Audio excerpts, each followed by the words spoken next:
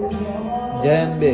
શું તમે જાણો છો માતાજીની પોષી પૂનમ એટલે કે મા અંબાનો પ્રાગટ્ય ઉત્સવ?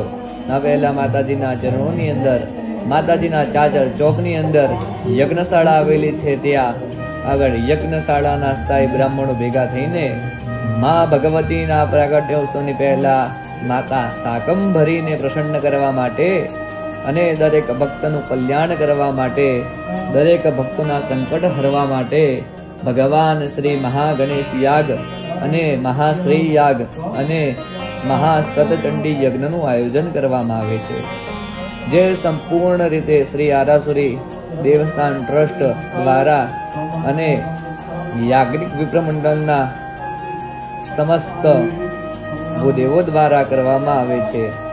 આવો તમને ભગવતીના આ 2 દિવસ મહાયજ્ઞના દર્શન કરાવો. અહીંયા તમે જોઈ શકો છો કે બ્રાહ્મણો કેટલા જ પ્રેમથી માં ભગવતીને આહુતિ આપી રહ્યા છે, મહાગણપતિ દાદાને આહુતિ આપી રહ્યા છે. અહીંયા જે સ્તોત્ર બોલવામાં આવે છે તેનું નામ છે ગણપતિ અથર્વશીર્ષ સ્તોત્ર. આ સ્તોત્ર થકી ભગવાન શ્રી ગણપતિ દાદાને લાડુની આહુતિ આપવામાં આવે છે.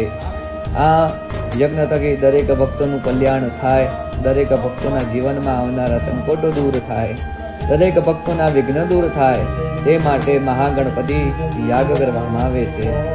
ત્યારબાદ બીજા દિવસે મા ભગવતીનો મહાસતચંડી યજ્ઞ કરવામાં આવે છે, જેની અંદર મા ભગવતીના 100 ચંડી પાઠની આહુતિ આપવામાં આવે છે. આ યજ્ઞ શુદ્ધ સાત્વિકતા અને પવિત્રતા જાળવીને અને વૈદિક પરંપરાથી કરવામાં આવે છે. અને માં ભગવતી જગદંબાને રાજી કરવા માટે અહીંયા વિવિધ પ્રકારની ઔષધિઓ લાવવામાં આવી છે. 1108 ઔષધિઓ દ્વારા માં ભગવતીને આહુતિ આપવામાં આવશે. સાથે સાથે માતાજીને અંકુટ પણ ધરાવવામાં આવ્યું છે, સુંદર મજાનું. આવી ઔષધિની આહુતિઓ મહાયજ્ઞોમાં જ થાય છે અને આ ઔષધિ થકી દરેક જીવનું કલ્યાણ થાય એવા જ ભાવ સાથે બ્રાહ્મણો આ યજ્ઞની અંદર આહુતિ આપે છે.